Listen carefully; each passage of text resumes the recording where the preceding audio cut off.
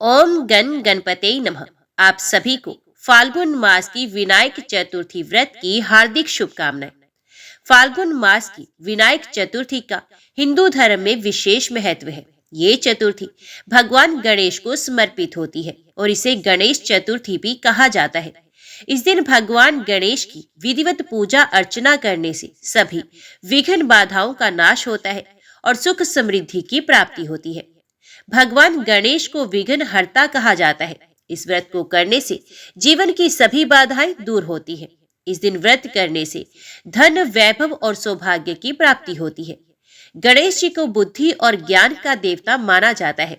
इस दिन व्रत रखने और श्री गणेश जी की पूजा करने से बुद्धि प्रखर होती है। जो दंपत्ति संतान प्राप्ति की कामना रखते हैं, उनके लिए ये व्रत विशेष फलदायी होता है। विनायक चतुर्थी का व्रत रखने से मनोकामनाएं पूर्ण होती है और शुभ फल प्राप्त होते हैं। इस व्रत को करने के लिए प्रातः स्नान कर स्वच्छ वस्त्र धारण करें। गणेश जी की प्रतिमा स्थापित कर उन्हें दुर्वा, फूल, अक्षत, चंदन, मोदक और पंच अमृत अर्पित करें। ओम गण गणपते नमः मंत्र का जाप करें। व्रत कथा का पाठ करें और आरती करें। दिन भर व्रत रखकर शाम को चंद्रमा को अर्घ्य देकर व्रत का संपादन करें। कथा प्रारंभ करने से पहले सब प्रेम से बोलिए, गौरी पुत्र गणेश भगवान की जय। प्राचीन काल में युवनाश्व नामक एक राजा हुए थे। वे धर्मात्मा, उदार, दाता, देवताओं एवं ब्राह्मणों का पूजक था। उस राजा के राज्य में विष्णु शर्मा नामक एक तपस्वी ब्राह्मण रहते थे। वे वेद वेता एवं धर्मशास्त्रज्ञ थे। उनके 7 पुत्र हुए, जो सभी धन धान्य से समृद्ध थे, परंतु पारस्परिक कलह के कारण सब अलग होकर रहने लगे। विष्णु शर्मा प्रत्येक पुत्र के घर में एक एक दिन भोजन करते थे। बहुत दिन बीतने के बाद वे बूढ़े होकर कमजोर हो गए। वृद्ध अवस्था के कारण उनकी सभी बहुएं अनादर करने लगी। वे तिरस्कृत होकर रोते रहते थे। एक समय की बात है, विष्णु शर्मा गणेश चतुर्थी व्रत रहकर अपनी बड़ी पुत्र वधू के घर गए। उस ब्राह्मण ने कहा कि हे बहुरानी, आज गणेश जी का व्रत है, तुम पूजन की सामग्री जुटा दो। गणेश जी प्रसन्न होकर प्रचुर धन देंगे। अपने ससुर की बात सुनकर बहू कर्कश स्वर से बोली, हे दादाजी, मुझे घर के कामों से ही फुर्सत नहीं है, फिर इन झमेलों में पड़ने का कहाँ अवकाश है। हे ससुर जी, आप हमेशा ही कोई ना कोई नाटक करते हैं। आज गणेश जी का बहाना लेकर आप पहुँचे। मैं गणेश व्रत नहीं जानती हूँ और ना गणेश जी को। आप यहाँ से चले जाइए। इस प्रकार बहू की झिड़की सुनकर वे 6 बहुओं के घर बारी बारी से गए, परंतु सभी ने वैसी ही बात कही। सभी जगहों से अपमानित होकर वे कृशकाय ब्राह्मण बहुत ही दुखी हुआ। इसके बाद वे छोटी बहू के घर जाकर बैठ गया। छोटी बहू बहुत ही धनहीन थी। वे संकोच में पड़कर कहने लगा। ब्राह्मण ने कहा, अरे बहू रानी, अब मैं कहाँ जाऊं? 6 बहुओं ने फटकार दिया है। तुम्हारे यहाँ तो व्रत सामग्री एकत्रित करने का कोई साधन नहीं दिख रहा। मैं स्वयं बहुत वृद्ध हूँ। हे कल्याणी, मैं बार बार सोचता हूँ कि इस व्रत में सिद्धि मिलेगी और सभी कष्टों का अंत होगा। अपने ससुर की बात सुनकर छोटी बहू कहने लगी। बहू ने कहा, हे ससुर जी, आप इतने दुखी क्यों हो रहे हैं? आप अपनी इच्छा के अनुसार व्रत कीजिए। मैं भी आपके साथ संकट नाशक व्रत को करूंगी। इससे हमारे दुखों का निवारण होगा। इतना कहकर छोटी बहू घर के बाहर जाकर भिक्षा मांग लाई। अपने और ससुर के लिए अलग अलग लड्डू बनाए। चंदन, फूल, धूप, अक्षत, फल, दीप, नैवेद्य और तांबुल उसने सब अलग अलग करके ससुर के साथ पूजन किया। पूजन के बाद अपने ससुर को सम्मान पूर्वक भोजन कराया। भोजन के अभाव में स्वयं कुछ भी ना खाकर निराहार रही। अर्धरात्रि के बाद उसके ससुर विष्णु शर्मा को दस्त होने लगे, जिससे उसके दोनों पैर पर छींटे पड़ गए। उसने ससुर के पैर धुलाकर शरीर पोंछा। वे शोक करने लगी कि मुझे हतभाग्नि के कारण आपकी ऐसी दशा क्यों हुई। हे ससुर जी, रात को अब मैं कहाँ जाऊं? मुझे आप कोई उपाय बतलाइए। रात भर विलाप करते रहने के कारण अनजाने में उसका जागरण भी हो गया और फिर सुबह हो गई। छोटी बहू क्या देखती है कि उसके घर में हीरे, मोती और मणियों का ढेर पड़ा है, जिससे घर प्रकाशित हो रहा था। अब उसके ससुर का गस्त भी बंद हो चुका था। आश्चर्य में पड़कर वह अपने ससुर से पूछने लगी, ये क्या बात है? ये संपत्ति किसकी है? अरे, इतना मणि मूंगा आदि मेरे घर कहाँ से आ गए? हे ससुर जी, क्या कोई हम लोगों को चोरी में फंसाने के उद्देश्य से तो घर में नहीं डाल गया है? पतोहों की बात सुनकर ब्राह्मण कहने लगा कि कल्याणी, ये सब तुम्हारी श्रद्धा का फल है। तुम्हारी भक्ति से गणेश जी तुम पर बहुत प्रसन्न हुए हैं। इस व्रत के प्रभाव से ही गणेश जी ने तुम्हें इतनी संपत्ति दी है। बहू कहने लगी कि हे दादाजी, आप धन्य हैं। आपकी कृपा से ही गणेश जी प्रसन्न हुए हैं। मेरी दरिद्रता दूर हुई है, घर में अतुल संपत्ति आई है और आपकी कृपा से भी धन्य हुई। इस प्रकार वह ससुर से बार बार कहने लगी। अब छोटी बहू के घर में अपार संपत्ति देखकर अन्य सभी बहुओं के क्रोध की सीमा न रही। उन्होंने कहा कि बूढ़े ने अपने संपूर्ण संचित धन को दे डाला है। बंधुओं के पारस्परिक कलह को देखकर विष्णु शर्मा डरकर कहने लगे कि इसमें मेरा कोई दोष नहीं, केवल इस व्रत के प्रभाव से गणेश जी ने प्रसन्न होकर छोटी बहू को दिया है। गणेश जी ने कुबेर जैसी संपत्ति प्रदान की है। हे बहुओं, मैंने पहले तुम्हारे घर जाकर व्रत अनुष्ठान का अनुरोध किया था, परंतु तुम लोगों ने मुझे दुत्कार दिया। छोटी बहू ने भिक्षा मांगकर पूजन सामग्री जुटाई। इसके करने से गणेश जी ने प्रसन्न होकर संपत्ति प्रदान की है। उस ब्राह्मण के 6 पुत्र दरिद्र, रोगी और दुखी हो गए। केवल छोटा पुत्र ही इंद्र के समान भाग्यशाली बन बैठा। ये 6 आपस में होड़ करते हुए फाल्गुन कृष्ण गणेश चतुर्थी व्रत करने लगे। इस व्रत के करने से वे सब भी धनवान बनते गए।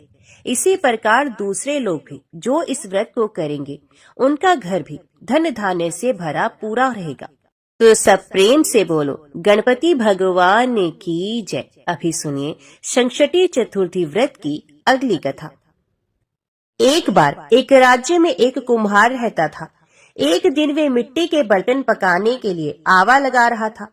आवा कहते हैं मिट्टी के बर्तन पकाने के लिए आग जलाने को। अब उसने आवा तो लगा लिया, लेकिन उसमें मिट्टी के बर्तन पके नहीं। कुम्हार बार बार प्रयास करता रहा, लेकिन मिट्टी के बर्तन हर बार कच्चे ही रह जाते। ये देखकर कुम्हार बहुत परेशान हो गया। वे राजा के पास गया। तब राजा ने राज पुरोहित को बुलाकर कोई उपाय सुलझाने के लिए कहा। थोड़ी देर तक सोचने के बाद राज पुरोहित ने कहा कि महाराज, यदि हर दिन गांव के एक एक घर से एक एक बच्चे की बलि दी जाए तो रोज आवा नहीं लगेगा। राजा ने आज्ञा दे दी कि पूरे नगर से हर दिन एक बच्चे की बलि दी जाएगी। कई दिनों तक ऐसा ही चलता रहा। हर घर से एक बच्चे की बलि दी जाती रही और फिर एक बुढ़िया के घर की बारी आई। लेकिन उसके बुढ़ापे का एकमात्र सहारा उसका अकेला बेटा अगर बलि चढ़ जाएगा तो फिर बुढ़िया का क्या होगा? ये सोचकर बेचारी बुढ़िया बहुत परेशान हो गई। उसने संकट की सुपारी और धूप अपने बेटे को दी। कहा, जा बेटा, संकटा माता तुम्हारी रक्षा करेंगी। वे खुद माता संकटा का ध्यान करने लगी। उसने अपने बेटे की सलामती की कामना करने लगी। उधर अगली सुबह जब कुम्हार ने उठकर देखा कि आवा भी पक गया और वे बालक भी पूरी तरह से सुरक्षित है, ये सब देखकर कुम्हार हैरान रह गया। उसने बालक से पूछा कि ऐसा कैसे हो गया। तब बालक बताने लगा कि उसकी माँ हर बार नियम से संकट चौथ और महीने में पड़ने वाली चतुर्थी का व्रत किया करती है। संकटा माता की कृपा से इसी कारण वे जीवित बच गया है। और फिर संकटा माता की कृपा से नगर के वे अन्य सभी बालक जिनकी बलि दी गई थी, वो सभी भी दोबारा जी उठे। पौराणिक मान्यताओं के अनुसार उसी दिन से खासकर संकट चौथ के दिन माएं अपने बेटों की लंबी उम्र की कामना से भगवान गणेश की पूजा और व्रत करती हैं। अब सुनिए संकट चौथ के दिन सुनी जाने वाली देवरानी और जेठानी की कथा। संकष्टी चौथ की पौराणिक कथा के अनुसार एक बार एक शहर में देवरानी और जेठानी रहा करती थी। जेठानी अमीर थी और देवरानी बहुत गरीब थी। देवरानी गणेश जी की बड़ी भक्त थी। देवरानी का पति जंगल से लकड़ियां काट कर लाता, उन्हें शहर में जाकर बेचता था। इस प्रकार उनका जीवन चल रहा था। देवरानी का पति अक्सर बीमार रहता था। तब देवरानी जेठानी के घर का सारा काम करती और बदले में जेठानी उसे बचा हुआ खाना, पुराने कपड़े आदि दे देती। इसी से किसी तरह देवरानी का परिवार चल रहा था।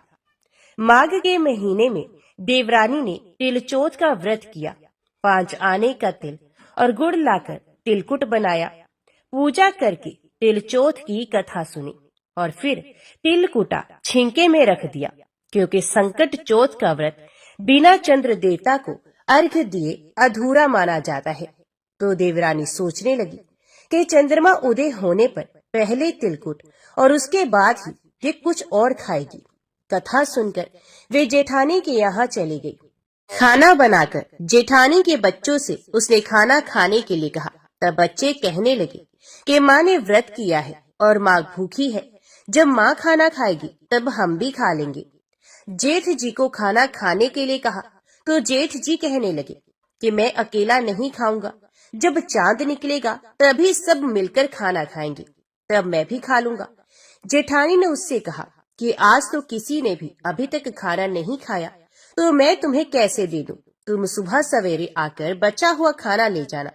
क्योंकि हर दिन तो जेठानी का बचा हुआ खाना या सुबह का बचा हुआ खाना अपनी देवरानी को दे दिया करती थी। इधर देवरानी के घर पर उसका पति और बच्चे बेचारे सब आस लगाए हुए ही बैठे थे कि आज तो त्योहार है, इसलिए कुछ आज पकवान आदि खाने को मिलेगा। देवरानी बिना खाने के जब अपने घर लौटी और बच्चों को पता चला कि आज तो पकवान क्या रोटी भी खाने को नहीं मिलेगी, तो सारे बच्चे उदास हो गए, भूख के मारे रोने लगे। उसके पति को भी बहुत गुस्सा आया। उसका पति गुस्से में कहने लगा, सारा दिन काम करके भी तुम 2 रोटी नहीं ला सकती, तो काम ही क्यों करती हो? पति ने गुस्से में आकर पत्नी को कपड़े धोने से मारा। धोना हाथ से छूट गया तो पाटे से मारा। अब वे बेचारी देवरानी गणेश जी को याद करती हुई रोते रोते पानी पीकर ही सो गई। उस दिन गणेश जी देवरानी के सपने में आए और कहने लगे, धुवने मारा, पाटी मारा, सो रही है या जाग रही है? देवरानी कहने लगी, कुछ सो रही हूँ, कुछ जाग रही हूँ। तब गणेश जी फिर से बोले, भूख लगी है, कुछ खाने को दो। देवरानी कहने लगी, क्या दूं? मेरे घर में तो अन्न का एक दाना भी नहीं है। जेठानी बेचारी बचा कुचा खाना देती थी, आज वो भी नहीं मिला। पूजा का बचा हुआ तिलकुटा चीकी में पड़ा है, वही खा लो। तिलकुटा खाने के बाद गणेश जी फिर से कहने लगे, उवने मारी, पाटी मारी, निपटाए लगी है, कहाँ निपटूं? तो वही बोली, ये पड़ा घर, जहाँ इच्छा हो वही निपट लो। फिर गणेश जी बच्चे की तरह कहने लगे, अब हाथ कहाँ पहुँचूं? नींद में मगन देवरानी को बहुत गुस्सा आया। वे सोचने लगी कि कब से तंग किए जा रहे हो। तो उसने गुस्से से कहा कि मेरे सर पर पूछो और कहाँ पहुँचोगे? इतना सब होने के बाद देवरानी के घर तो चमत्कार हो उठा। देवरानी जब सुबह उठी तो देखकर हैरान रह गई कि उसका पूरा घर हीरे मोती से जगमगा रहा है। सर पर जहाँ विनायक जी पहुँचे थे वहाँ तो हीरे के टीके और बिंदी जगमगा रही थी। उस दिन देवरानी अपनी जेठानी के यहाँ काम करने के लिए नहीं गई। बड़ी देर तक देवरानी की राह देखने के बाद जेठानी ने अपने बच्चों को देवरानी को बुलाने के लिए भेजा। जेठानी सोच रही थी कि शायद मैंने कल अपनी देवरानी को खाना नहीं दिया, हो सकता है इसलिए मेरी देवरानी बुरा मान गई है, इसलिए आज नहीं आई होगी। तो बच्चे बुलवाने गए तो कहने लगे, चाची चलो, माँ ने बुलाया है, सारा काम पड़ा हुआ है। देवरानी कहने लगी, अब उसकी जरूरत नहीं है, मेरे घर में अब सब कुछ है। गणेश जी भगवान ने मुझ पर बड़ी कृपा की है। अब बच्चे अपने घर पर गए। घर जाकर अपनी माँ को सब बताया कि माँ, चाची का घर तो पूरा हीरे मोतियों से जगमगा रहा है। अब उनका घर पहले की तरह टूटा फूटा नहीं रहा। जेठानी ने ये सब सुना तो उसे विश्वास नहीं हुआ और वे सोचने लगी, बच्चे मजाक कर रहे होंगे। फिर वे दौड़ी दौड़ी अपनी देवरानी के घर आई और जो कुछ उसने देखा उसकी आंखें खुली की खुली रह गई। वे देवरानी से पूछने लगी, अरे ये सब कैसे हुआ? तब देवरानी तो बड़ी सीधी सादी थी, बहुत भोली भाली थी। उसने उसके साथ जो कुछ हुआ सब कुछ अपनी जेठानी से कह दिया। जेठानी बड़ी चालाक थी। घर लौटकर जेठानी ने अपने पति से कहा कि आप मुझे धोबन और पाटे से मारो। उसका पति कहने लगा, ए भलमानस, मैंने तो तुम्हारे ऊपर कभी हाथ तक नहीं उठाया, मैं भला तुम्हें धवन और पाटे से कैसे मार सकता हूँ। लेकिन जेठानी मानी ही नहीं और वे जिद करने लगी कि मुझे पीटो। मजबूर होके उसके पति को उसे मारना ही पड़ा। अब उसने ढेर सारा घी डालकर चूरमा बनाया और चीके में रखकर सो गई। रात को चौथ विनायक जी सपने में आए और कहने लगे कि भूख लगी है, क्या खाऊं। तो जेठानी कहने लगी कि हे गणेश जी महाराज, मेरी देवरानी के यहाँ तो आपने सुख खा तिलकुट खाया था। मैंने तो ढेर सारा घी डालकर चूरमा बनाकर आपके लिए छींके में रख दिया है। फल और मेवे भी साथ में रखे हैं। हे गणपति जी महाराज, जो चाहे वे आप खा लीजिए। सारा चूरमा खाने के बाद गणपति जी कहने लगे, निपटे कहाँ। तो जेठानी कहने लगी, उसके यहाँ तो टूटी फूटी झोपड़ी थी, मेरे यहाँ तो कंचन का महल है, जहाँ चाहो निपट लो। तब गणेश जी ने पूछा, अच्छा ठीक है, अब बताओ मैं पहुँचूं कहाँ। तो जेठानी कहने लगी, मेरे माथे पर बड़ी सी बिंदी लगाकर पहुँच लो। जेठानी तो बहुत चालाक थी और उसके मन में धन का लालच भी था। धन की लालची जेठानी सुबह सुबह बड़ी जल्दी उठ गई। सोचने लगी कि आज तो मेरा घर भी हीरे जवाहरात से भर चुका होगा और मैं तो देवरानी से ज्यादा अमीर बन जाऊंगी। लेकिन जब वे सुबह उठी तो उसने देखा हीरे मोती की जगह उसके घर में तो गंदगी फैली हुई थी और बड़ी तेज बदबू आ रही थी। उसके सर पर भी बड़ी सी बिंदी की जगह गंदगी लगी हुई थी। तब उसने कहा कि हे गणेश जी महाराज, ये आपने क्या कर दिया। मुझसे रूठे और देवरानी पर रूठे। जेठानी बहुत दुखी हुई, उसे गुस्सा भी आ रहा था। जेठानी ने किसी तरह अपने घर की सफाई करने की कोशिश की, लेकिन गंदगी तो और ज्यादा फैलती ही जा रही थी। उधर जेठानी के पति को जब मालूम हुआ तो वे भी बहुत गुस्सा हुआ और कहने लगा कि तेरे पास तो इतना सब कुछ था, फिर भी तेरा मन नहीं भरा। जेठानी के पति ने भी उसे ताना दे दिया। परेशान होकर चौथ के गणेश जी से वे विनती करने लगी। तब गणेश जी ने कहा, देवरानी से जलन करने के कारण तूने जो कुछ भी किया था, यही उसका फल है। अब तू अपने धन में से आधा धन देगी, तभी ये सब गंदगी साफ होगी। जेठानी ने किसी तरह अपना आधा धन बांट दिया, किंतु मोहरों की एक हांडी चूल्हे के नीचे उसने गाड़ कर रखी थी। उसने सोचा, इसका पता तो किसी को नहीं चलेगा, और उसने वे छुपाया हुआ धन बांटा ही नहीं। छुपाए हुए धन को छोड़कर बाकी सारा धन उसने अपनी देवरानी को आधा आधा दे दिया और फिर गणेश जी से कहने लगी, हे गणपति भगवान, अब तो अपना ये बिखराव समेट लो। तब गणपति भगवान कहने लगे, अभी नहीं, पहले चूल्हे के नीचे जो गाड़ी हुई मोहरों की हांडी है उसे भी ताक में रख दो और डोल सुई के भी 2 हिस्से कर दो। इस प्रकार गजानन ने बाल स्वरूप में आकर सुई जैसी छोटी से छोटी चीज का भी बंटवारा करवा दिया और इसके बाद ही अपनी माया समेटी। माया समेट ही जेठानी के घर जो गंदगी फैली हुई थी वे भी दूर हो गई और जेठानी को उसके लालच का सबक भी मिल गया। हे गणपति महाराज, जैसे ही आपने देवरानी पर कृपा की, वैसे ही कथा को सुनने वाले सभी भक्तों पर करना, किंतु जैसी सजा जेठानी को दी वैसी किसी को मत देना। तो बोलो गणपति भगवान की जय। माघ कृष्ण गणेश चतुर्थी की पौराणिक व्रत कथा के अनुसार पार्वती जी ने एक बार गणेश जी से पूछा कि हे वत्स, माघ महीने में इस गणेश की पूजा करनी चाहिए तथा इसका क्या नाम है। उस दिन पूजन में किस वस्तु का नैवेद्य अर्पित करना चाहिए और क्या आहार ग्रहण करना चाहिए, इसे आप सविस्तार बतलाने की कृपा करें। गणेश जी ने कहा कि हे माता, माघ में भालचंद्र नामक गणेश की पूजा करनी चाहिए। इनका पूजन षोडशोपचार विधि से करना चाहिए। हे माता पार्वती, इस दिन तिल के 10 लड्डू बना लें, 5 लड्डू देवता को चढ़ाएं और शेष 5 ब्राह्मण को दान में दें। ब्राह्मण की पूजा भक्ति पूर्वक करके उन्हें दक्षिणा देने के बाद उन 5 लड्डुओं को उन्हें प्रदान कर दे। हे देवी, तिल के 10 लड्डुओं का स्वयं आहार करें। इस संबंध में मैं आपको राजा हरिश्चंद्र का वृत्तांत सुनाता हूँ। सतयुग में हरिश्चंद्र नामक एक प्रतापी राजा हुए थे। वे शास्त्र धर्म में पटु, सरल स्वभाव, सत्यनिष्ठ और विद्वान ब्राह्मणों के पूजक थे। हे देवी, उनके शासन काल में अधर्म नाम की कोई वस्तु नहीं थी। उनके राज्य में कोई अपाहिज, दरिद्र या दुखी नहीं था।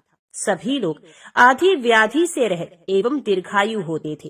उन्हीं के राज्य में एक ऋषि शर्मा नामक तपस्वी ब्राह्मण रहते थे।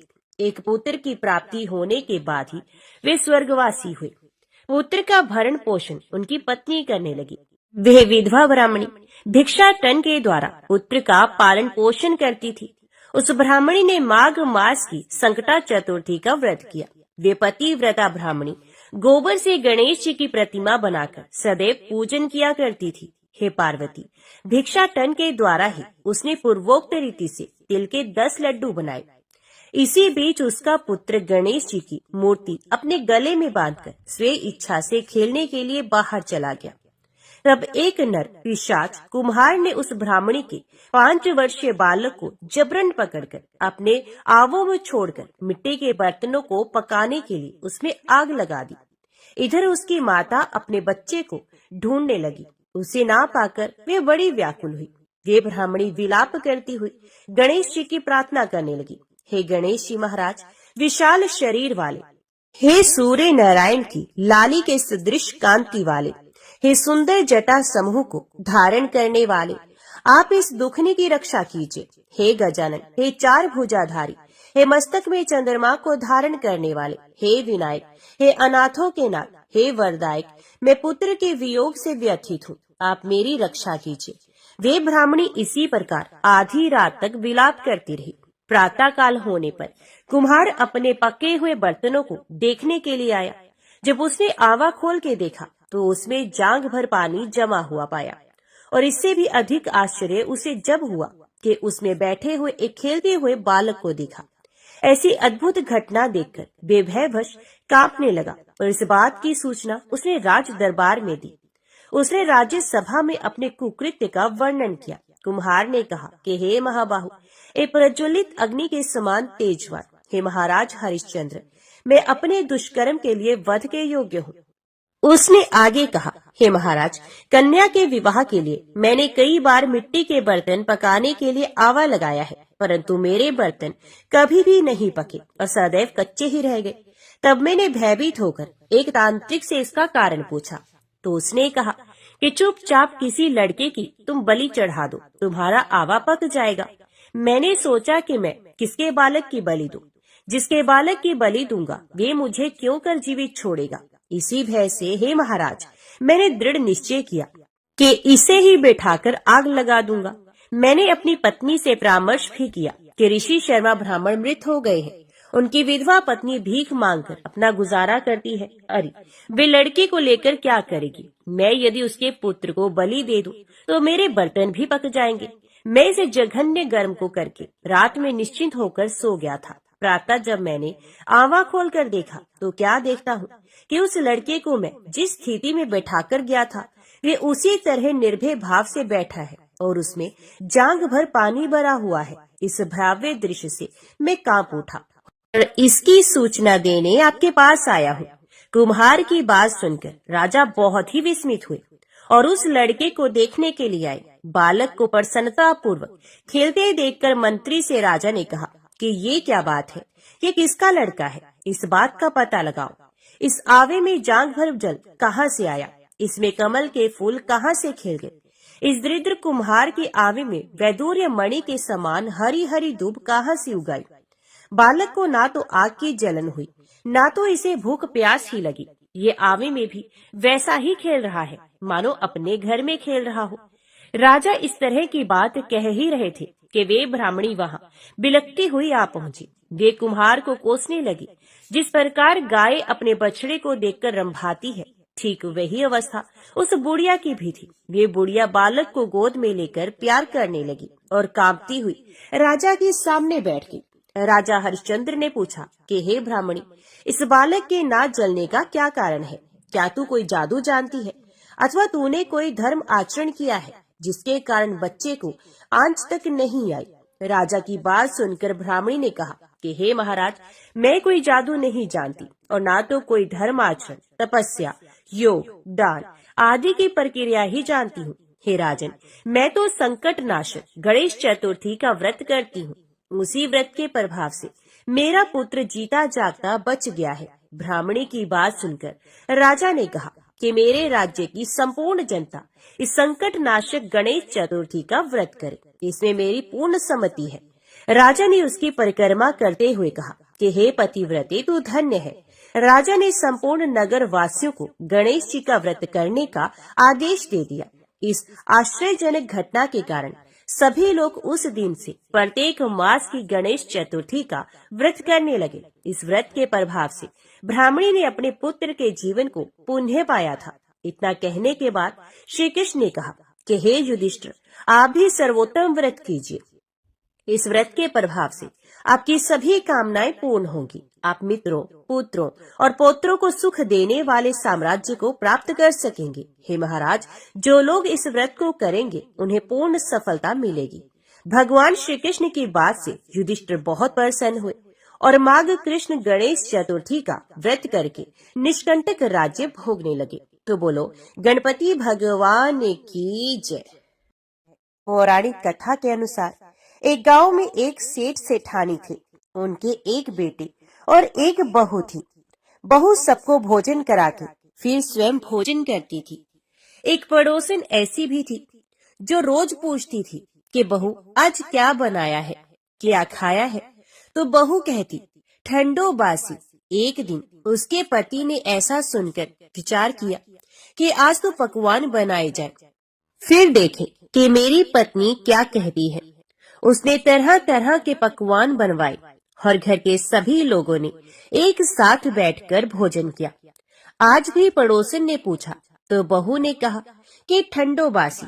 सेठ के लड़के ने सोचा हो न हो कोई बात अवश्य है जिससे कि मेरी पत्नी ऐसा कहती है। उसने पत्नी से पूछा तुम रोज ठंडो बासी खाया ऐसा क्यों कहती हो, जबकि हम सब ने एक साथ बैठकर कई तरह के पकवान खाए हैं। उसकी पत्नी बोली हम जो खा रहे हैं वे बाप बूढ़ों की कमाई है। जिस दिन आप कमाकर लाओगे उस दिन मैं समझूंगी कि ताजा भोजन कर रहे हैं। अब एक दिन लड़के ने माँ से कहा मैं एक बड़े शहर में कमाई करने जा रहा हूँ। तो माँ बोली बेटा अपने पास इतना धन है कि खाया नहीं खत्म होगा। माँ के मना करने पर भी बेटे ने स्वयं कमाने का दृढ़ निश्चय कर लिया और जाते समय पत्नी से कहा मैं जब तक कमाकर बहुत सा धन लेकर ना आऊं तुम चूल्हे की आग मत बुझने देना। एक दिन चूल्हे की आग बुझ गई तो वे मन ही मन घबराने लगी, कहीं मेरे पति पर संकट तो नहीं आ पड़ा। जल्दी से पड़ोस में से आग लाकर चूल्हे में रख दूं। ऐसा विचार करके पत्नी पड़ोस में गई। वहाँ पड़ोसन चौथ माता का व्रत और पूजन कर रही थी। पड़ोसन ने कहा थोड़ी देर में आकर ले जाना। तो बहू ने पड़ोसन से पूछा आप यह व्रत क्यों करती हैं, इससे क्या मिलता है। पड़ोसन ने कहा चौथ माता के इस व्रत को करने से अन्न और लक्ष्मी मिलती है और अपनी मनोकामनाएं पूर्ण होती हैं। अब बहू भी चौथ माता का व्रत करने लगी। दीवार पर उसने चौथ माता का चित्र बनाया। उस दिन घी और गुड़ का चूरमा बनाकर रात्रि को चंद्रमा को अर्घ्य देकर उसने भोजन किया। ऐसा करते करते बहुत दिन हो गए। चौथ माता ने उस बहू के पति को सपना दिया कि शाहूकार का बेटा तू जागे की सोवे, तेरी पत्नी तुझे बहुत याद कर रही है।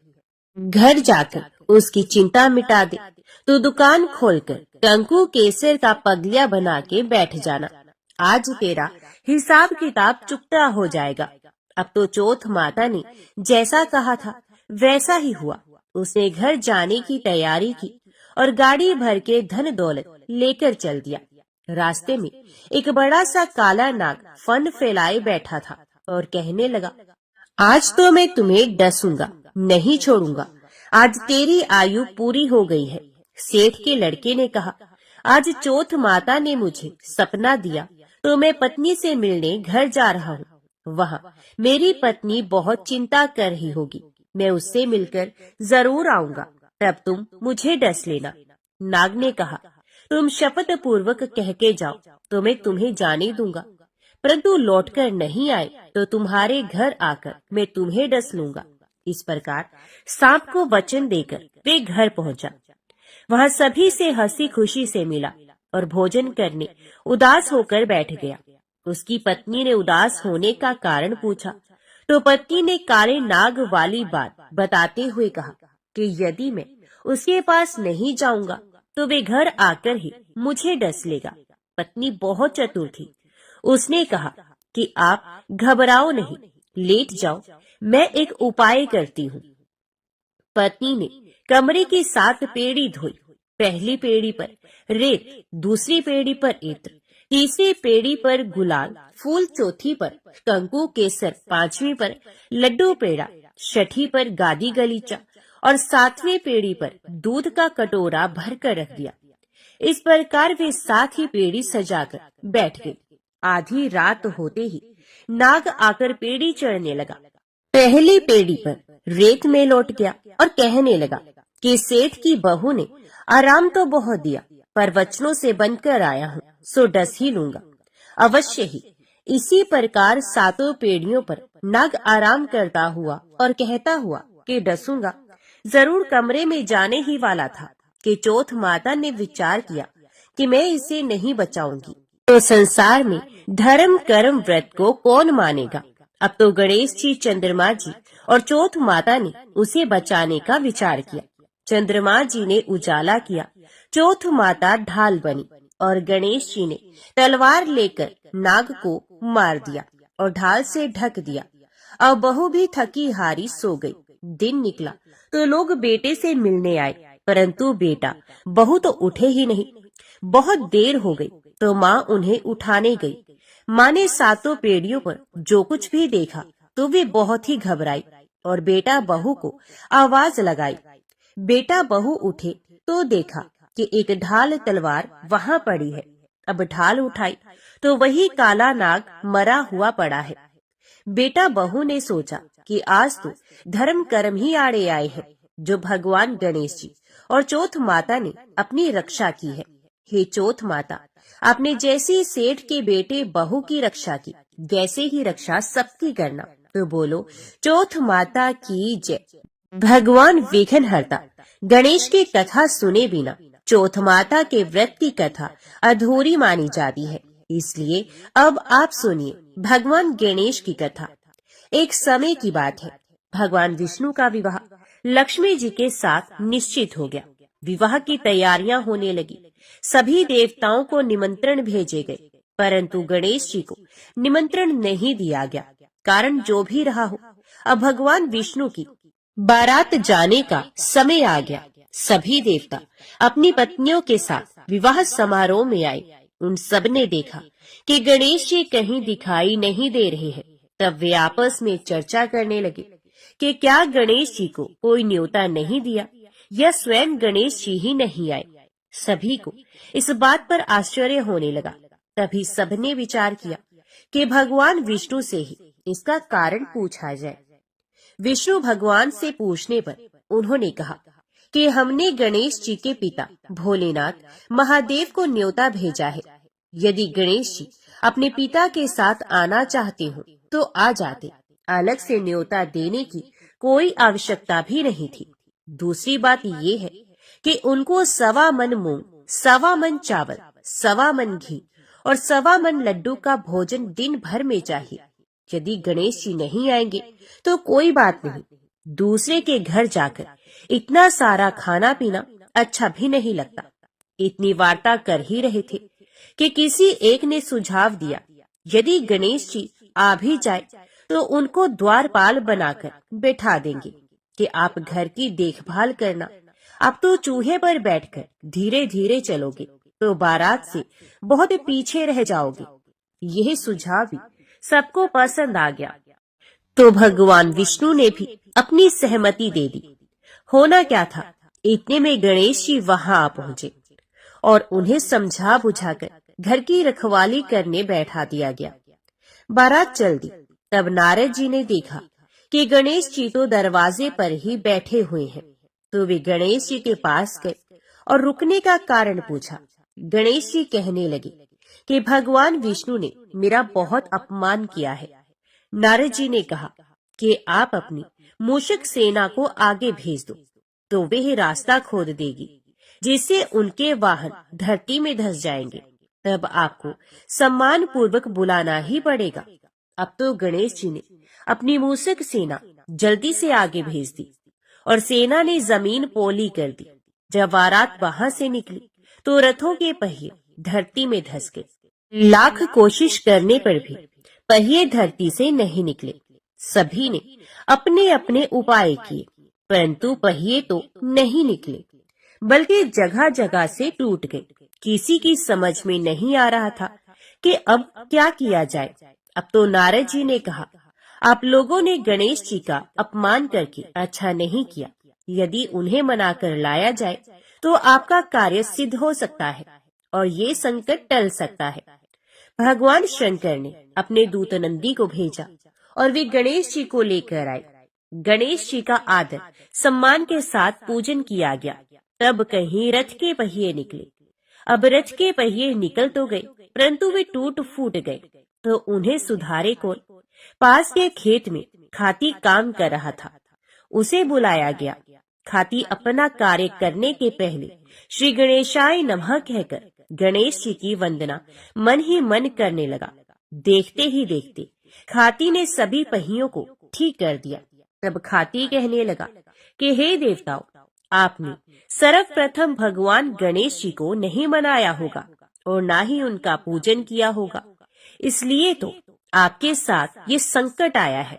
हम तो मूर्ख अज्ञानी हैं, फिर भी पहले गणेश जी को पूजते हैं, उनका ध्यान करते हैं। आप लोग तो देवता गण हैं, फिर भी आप गणेश जी को कैसे भूल गए? अब आप लोग भगवान श्री गणेश जी की जय बोलकर जाए तो आपके सब काम बन जाएंगे और कोई संकट भी नहीं आएगा।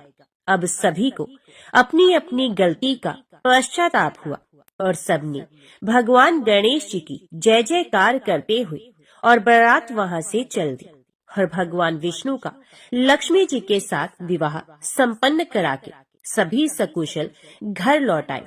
तो हे गणेश जी महाराज, आपने जैसे भगवान विष्णु के कार्य को सिद्ध किया, वैसे सभी के कार्य को सिद्ध करना। तो बोलो भगवान गणेश की जय। तो ये थी आज की चौथ माता की कहानी, विघ्नहर्ता भगवान गणेश की कहानी। आज की कथा अच्छी लगे तो वीडियो को लाइक करना मत भूलिएगा और कमेंट में चौथ माता की जय और भगवान गणेश की जय भी जरूर लिखिएगा और हमारे चैनल को भी सब्सक्राइब जरूर कीजिएगा। ओम श्री गणेशाय नमः।